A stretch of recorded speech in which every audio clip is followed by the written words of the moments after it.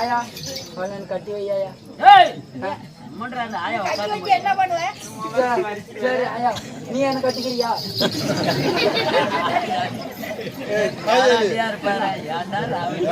ஆயா உங்க வீட்டுக்கார டைவர்ஸ் பண்ணிவிட்டு என்ன கட்டிக்காயா?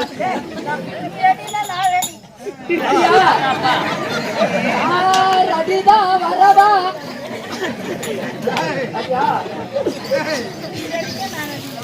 ஆயா ஆயா அந்த ஆயா சொன்னிச்சு நீ வந்து கவலைப்படாத நான் ஒன்னதான் வச்சுக்கிறேன்.